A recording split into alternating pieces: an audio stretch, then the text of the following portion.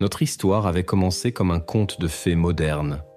Une rencontre fortuite dans un café bondé un après-midi pluvieux. Lui, avec son sourire désarmant et ses yeux d'un bleu océan, avait illuminé ma journée comme un rayon de soleil perçant les nuages.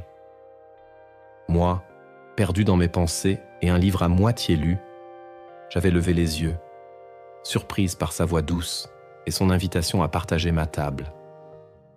Nous avions parlé pendant des heures, découvrant des affinités inattendues, des passions communes, un humour qui résonnait à l'unisson.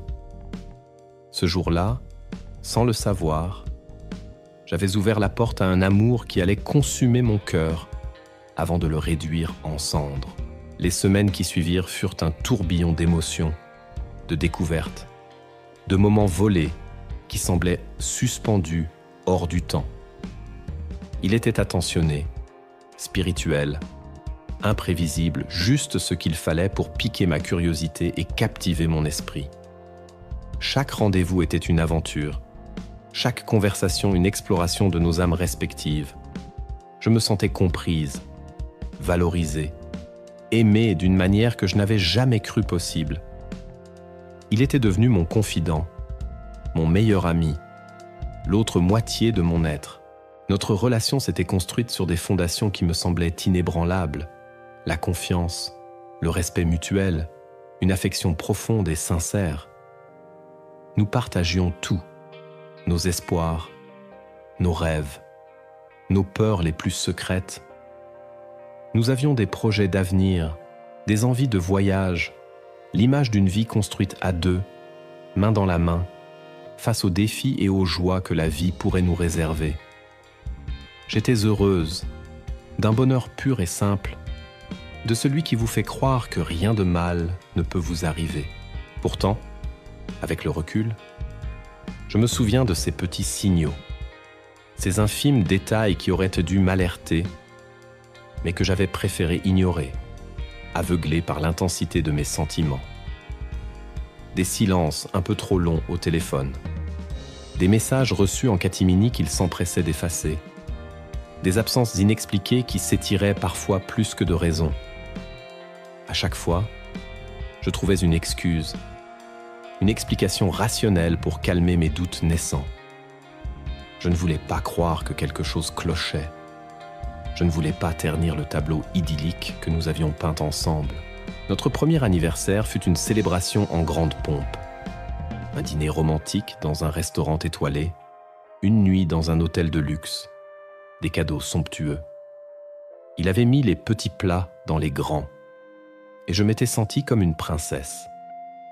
Ce soir-là, il m'avait promis un amour éternel, des lendemains qui chantent, une vie remplie de bonheur. Ces paroles résonnent encore dans ma mémoire avec une ironie amère. Les mois qui suivirent furent moins flamboyants, mais toujours empreints d'une certaine routine confortable. Nous avions nos habitudes, nos petites manies, nos moments de tendresse qui venaient ponctuer nos journées. Je me sentais en sécurité dans cette relation, persuadé d'avoir trouvé le véritable amour, celui qui dure toute une vie. C'est un après-midi d'automne, alors que je rentrais plus tôt que prévu du travail, que mon monde a commencé à vaciller. J'avais une surprise pour lui, une nouvelle que je voulais partager immédiatement. J'avais réussi à obtenir cette promotion tant convoitée, celle qui allait nous permettre de réaliser certains de nos projets. J'étais impatiente de le voir, de lui annoncer la bonne nouvelle, de célébrer ensemble cette étape importante. En arrivant devant notre appartement, j'ai remarqué que sa voiture était garée devant l'immeuble. Étrange, il m'avait dit qu'il avait une réunion qui allait durer toute l'après-midi. J'ai haussé les épaules, me disant qu'il avait peut-être terminé plus tôt que prévu. J'ai monté les escaliers 4 à 4, le cœur léger et l'esprit rempli d'enthousiasme. En ouvrant la porte, j'ai été accueilli par un silence inhabituel. L'appartement était plongé dans une semi-obscurité, les rideaux tirés. J'ai appelé son nom, mais seul l'écho de ma voix m'a répondu. J'ai posé mon sac et j'ai commencé à parcourir les pièces, cherchant une trace de sa présence. C'est en m'approchant de la chambre que j'ai entendu des murmures étouffés. Une conversation à voix basse, des rires feutrés qui provenaient de derrière la porte entr'ouverte. Un mauvais pressentiment a commencé à s'insinuer en moi, une angoisse sourde qui me serrait la gorge. J'ai hésité un instant, la main tremblante au-dessus de la poignée. Devais-je ouvrir ? Devais-je écouter ? La curiosité, mêlée à une appréhension grandissante, a fini par l'emporter. J'ai poussé la porte doucement et j'ai entrebâillé l'ouverture. Ce que j'ai vu à cet instant précis a fracassé mon monde en 1000 morceaux. Lui, mon amour, mon confident, l'homme avec qui je projetais de passer le reste de ma vie, était allongé sur notre lit, enlacé avec une autre femme. Leurs rires, leurs chuchotements, leurs gestes tendres contrastaient violemment avec le vide et la douleur qui venaient de s'installer en moi. Mon sang s'est glacé. Mon cœur a raté un battement. J'ai senti un vertige m'envahir, une nausée me monter à la gorge. La scène devant mes yeux était surréaliste, comme tirée d'un mauvais rêve. Je n'arrivais pas à croire ce que je voyais. Je refusais d'accepter cette réalité brutale.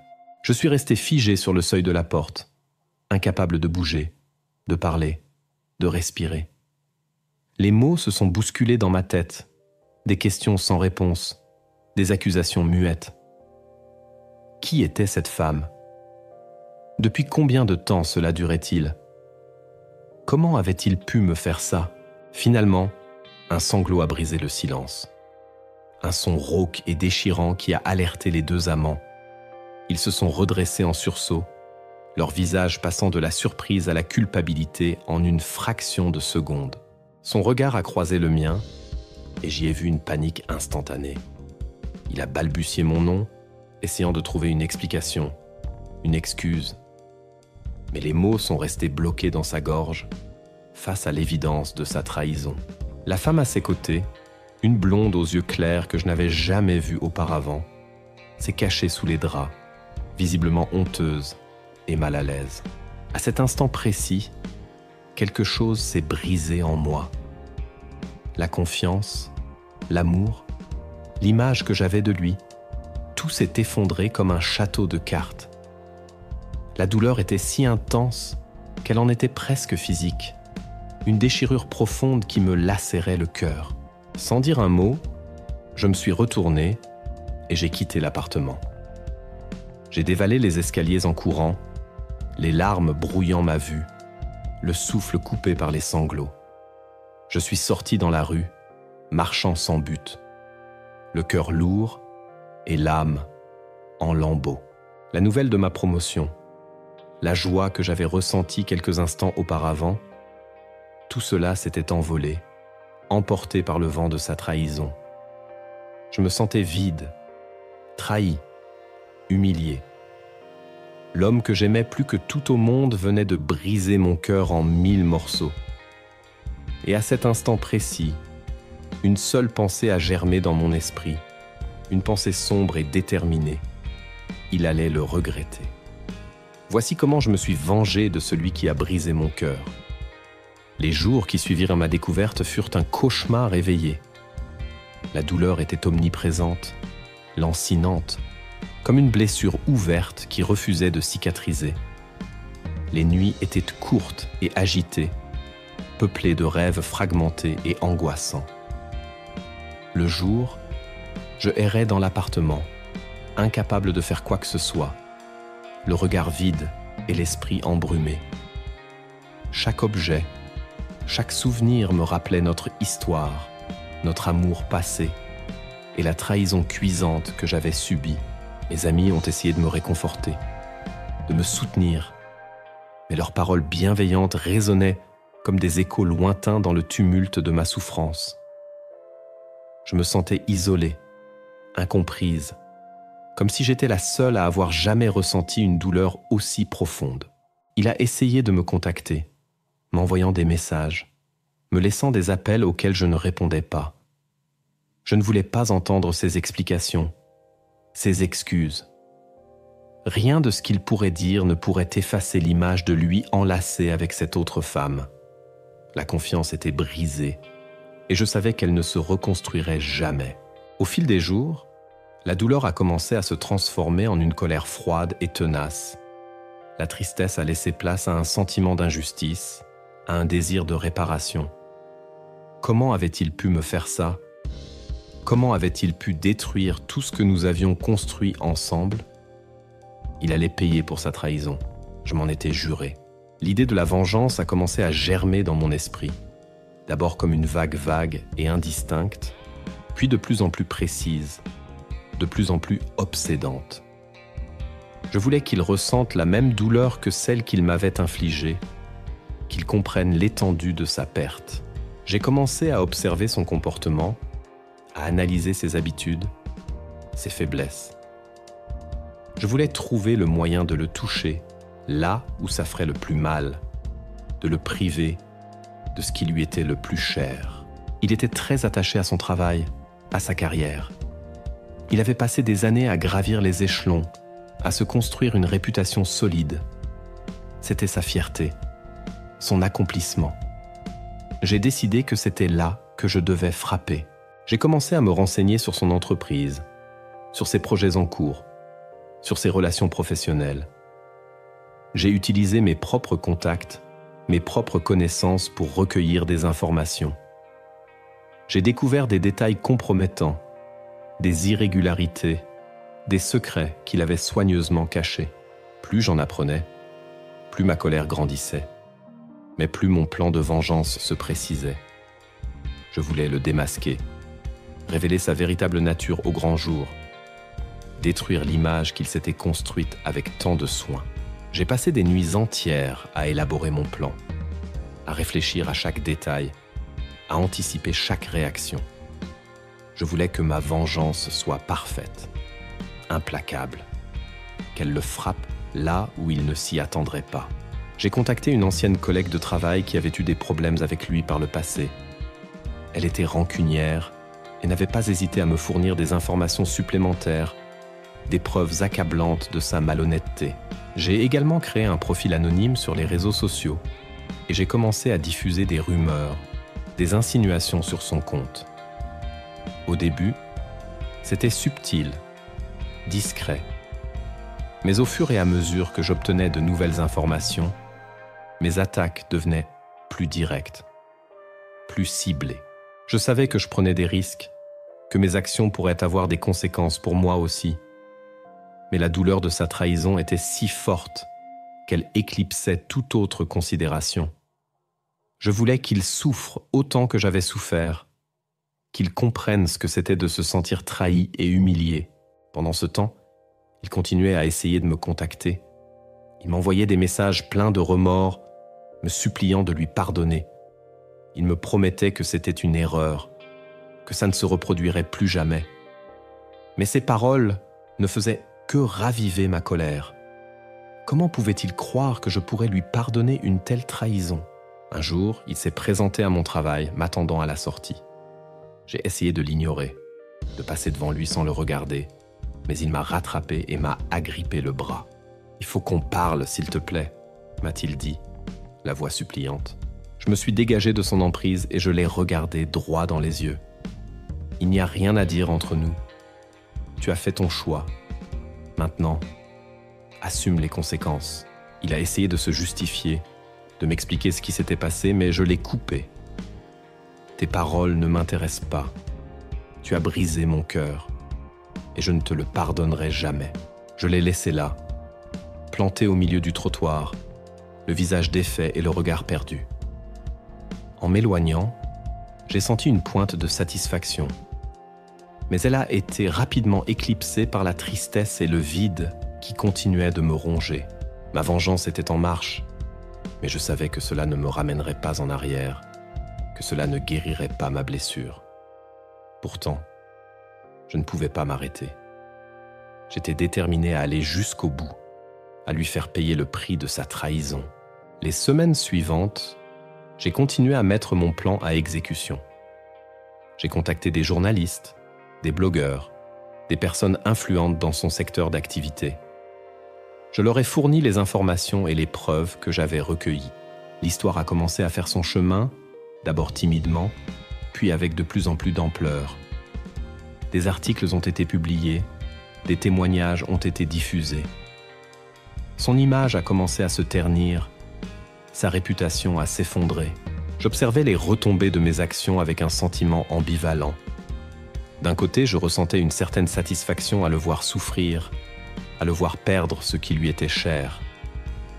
De l'autre, je me sentais vide, épuisé par cette quête de vengeance qui me consumait de l'intérieur. Un jour, j'ai reçu un message de lui. Un message court et désespéré, dans lequel il me suppliait d'arrêter, me disant que j'étais en train de détruire sa vie. J'ai hésité un instant. Une part de moi avait envie de lui accorder sa pitié, de mettre fin à cette spirale de vengeance. Mais la douleur de sa trahison était toujours là, vive et présente, et elle a balayé toute trace de compassion. Je lui ai répondu par un message froid et laconique. « Tu as brisé mon cœur. Maintenant, tu sais ce que ça fait. » Après cela, il n'a plus essayé de me contacter. J'ai continué mon travail de sape, alimentant les rumeurs, fournissant de nouvelles preuves, jusqu'à ce que son entreprise soit obligée de lancer une enquête interne. Quelques semaines plus tard, j'ai appris qu'il avait été licencié. Il avait perdu son emploi, sa réputation, tout ce qu'il avait construit avec tant d'efforts. À cet instant précis, j'ai ressenti une étrange sensation, un mélange de triomphe et de vide. J'avais obtenu ma vengeance, il avait payé pour sa trahison. Mais au fond de moi, je savais que cela ne me rendrait pas mon bonheur, que cela ne comblerait pas le vide qu'il avait laissé dans ma vie. J'avais passé des mois à me concentrer sur ma vengeance, à nourrir ma colère et ma rancœur. J'avais cru que cela me soulagerait, que cela me permettrait de tourner la page. Mais en réalité, cela m'avait enfermé dans un cycle de négativité et de souffrance. Il était temps de mettre fin à cette histoire, de me libérer de cette obsession. Ma vengeance était accomplie, mais il était temps de penser à moi, à mon propre avenir. Voici comment je me suis vengé de celui qui a brisé mon cœur, mais voici aussi comment j'ai compris que la vengeance n'était pas la réponse. Le silence qui a suivi l'annonce de son licenciement a été assourdissant. Pendant des mois, j'avais été animé par un désir de vengeance si puissant qu'il avait consumé toutes mes pensées, toutes mes énergies. Maintenant que mon objectif était atteint, je me sentais étrangement vide, comme si une partie de moi s'était éteinte avec sa chute. Je m'attendais à un sentiment de satisfaction, de soulagement, peut-être même de joie. Mais à la place, je ressentais un profond malaise, une sorte de tristesse amère. Avais-je vraiment gagné quelque chose dans cette histoire ? Avais-je réussi à combler le vide qu'il avait laissé en brisant mon cœur ? La réponse était douloureusement claire. Non, la vengeance avait été une distraction, une manière d'éviter de faire face à ma propre douleur. Elle m'avait donné l'illusion d'avoir le contrôle, de pouvoir réparer ce qui avait été brisé. Mais en réalité, elle m'avait enfermé dans une spirale de négativité, m'empêchant de guérir et de tourner la page. J'ai commencé à repenser à notre histoire, au bon moment que nous avions partagé. Malgré sa trahison, je ne pouvais pas nier qu'il y avait eu de l'amour entre nous, de la complicité, des moments de bonheur sincère. Ces souvenirs, que j'avais tenté d'effacer de ma mémoire, revenaient en force, me rappelant ce que j'avais perdu. Je me suis demandé si ma vengeance en valait la peine. Avais-je vraiment rendu ma vie meilleure en détruisant la sienne ? Avais-je retrouvé la paix intérieure que je cherchais tant ? Encore une fois, la réponse était non. La vengeance m'avait apporté une satisfaction éphémère, un sentiment de pouvoir illusoire. Mais elle ne m'avait pas permis de guérir, de me reconstruire, de retrouver la confiance en moi et en les autres. Au contraire, elle m'avait laissé plus amère, plus cynique, plus méfiante. J'ai réalisé que j'avais passé tellement de temps à me concentrer sur lui, sur sa chute, que j'en avais oublié de prendre soin de moi. J'avais négligé mes amis, mes passions, mes propres besoins. J'étais devenu obsédé par la vengeance, et cette obsession m'avait isolé du reste du monde. Il était temps de changer de cap, de me recentrer sur moi-même, de me reconstruire. La vengeance ne m'avait rien apporté de positif. Il était temps de chercher d'autres moyens de guérir et de retrouver le bonheur. J'ai commencé par me pardonner. Me pardonner d'avoir été naïve, de lui avoir fait confiance aveuglément, de ne pas avoir vu les signes avant-coureurs. Je me suis dit que j'avais aimé sincèrement et qu'il n'y avait pas de honte à cela. Sa trahison était son problème, pas le mien. J'ai ensuite décidé de me pardonner d'avoir cédé à la vengeance. J'ai compris que ma colère était légitime, mais que la manière dont je l'avais exprimée n'était pas la bonne. La vengeance ne résout rien. Elle ne fait qu'engendrer plus de souffrance. Le pardon a été un processus long et difficile, mais il a été libérateur. En me pardonnant, j'ai pu commencer à laisser aller le passé, à me détacher de cette histoire douloureuse. J'ai repris contact avec mes amis, j'ai recommencé à faire des activités qui me plaisaient, j'ai pris soin de mon corps et de mon esprit. Petit à petit, j'ai senti une nouvelle énergie, une nouvelle joie de vivre renaître en moi. J'ai également envisagé de lui pardonner, à lui. Mais ce fut une étape beaucoup plus difficile. La blessure était encore vive, la trahison toujours présente dans ma mémoire. Je ne savais pas si j'en serais capable un jour. Cependant, j'ai compris que le pardon n'était pas pour lui, mais pour moi. Il ne s'agissait pas d'excuser son comportement, mais de me libérer de la haine et de la rancœur qui me rongeait. J'ai commencé à travailler sur moi-même, à explorer mes émotions, à comprendre les raisons de ma souffrance. J'ai lu des livres, j'ai parlé à des amis, j'ai même envisagé de consulter un thérapeute. Ce travail d'introspection m'a permis de prendre du recul par rapport à cette histoire, de la voir sous un nouvel angle. J'ai compris que sa trahison en disait plus sur lui que sur moi. Elle révélait ses propres faiblesses, ses propres insécurités. Petit à petit, la colère a laissé place à une forme de compassion, non pas pour lui, mais pour l'être humain imparfait qu'il était. J'ai compris que tout le monde fait des erreurs, que personne n'est à l'abri de la souffrance. Le jour où j'ai finalement réussi à lui pardonner, j'ai ressenti un immense soulagement. C'était comme si un poids énorme s'était enlevé de mes épaules. J'étais enfin libre, libre de la haine, libre de la vengeance, libre de mon passé.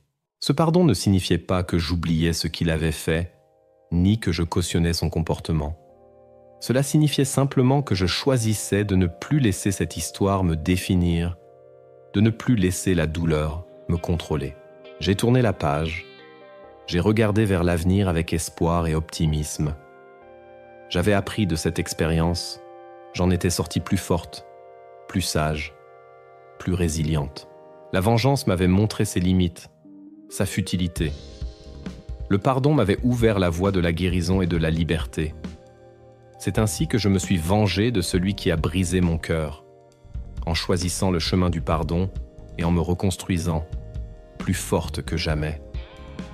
La plus belle des revanches n'est-elle pas de retrouver le bonheur après avoir traversé la douleur ? C'est ce que j'ai fait. Voici comment je me suis véritablement vengé, en me choisissant, en choisissant la paix et la sérénité plutôt que la haine et la rancœur. Le temps, ce grand allié, a continué son œuvre de guérison. Les jours se sont transformés en semaines, les semaines en mois et les mois en années. La cicatrice laissée par sa trahison n'avait pas complètement disparu, mais elle s'était estompée, ne me rappelant plus qu'une leçon apprise, une expérience qui m'avait rendue plus forte et plus perspicace. J'avais reconstruit ma vie, pierre après pierre, avec soin et détermination. J'avais investi du temps et de l'énergie dans mes passions, dans mes amitiés, dans ma carrière.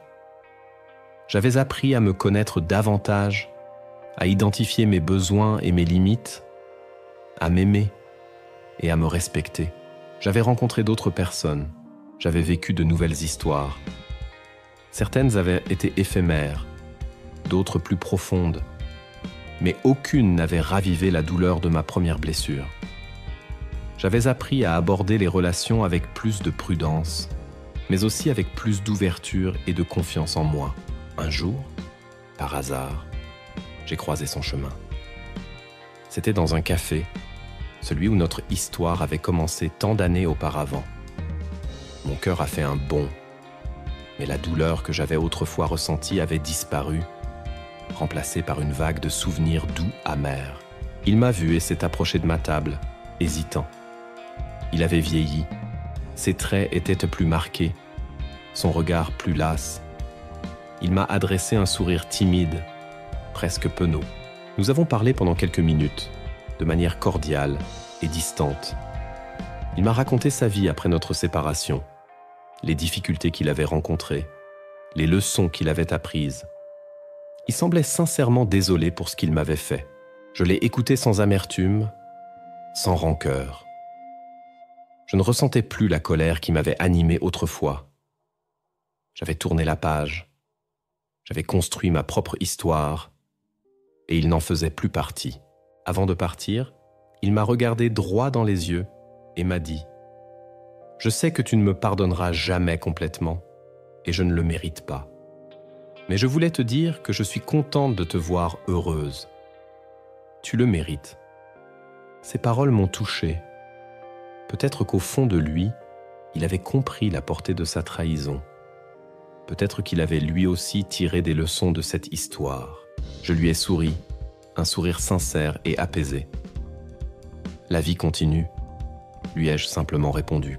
Il a hoché la tête et s'est éloigné, disparaissant dans la foule du café. En le regardant partir, j'ai ressenti une profonde sérénité. Cette rencontre, que j'aurais redoutée autrefois, m'avait permis de mesurer le chemin parcouru. J'étais enfin libre, complètement libre de mon passé. La vengeance ne m'avait pas apporté cette liberté. C'était le temps, le pardon et le travail sur moi-même qui m'avaient permis de guérir et de me reconstruire. J'avais appris que la meilleure vengeance est de se choisir soi-même, de se reconstruire plus fort et plus heureux après avoir traversé la douleur. Cette expérience m'avait appris la valeur de la confiance, mais aussi sa fragilité. Elle m'avait appris que l'amour peut être une force merveilleuse, mais aussi une source de grande souffrance. Elle m'avait appris l'importance de l'honnêteté et du respect dans une relation. Mais surtout, elle m'avait appris ma propre force, ma propre résilience. J'avais cru que sa trahison m'avait brisée, mais en réalité, elle m'avait rendue plus forte. J'avais surmonté l'épreuve, j'avais guéri mes blessures, j'avais reconstruit ma vie. Aujourd'hui, je regarde en arrière sans amertume, mais avec une certaine lucidité. Cette histoire fait partie de mon passé.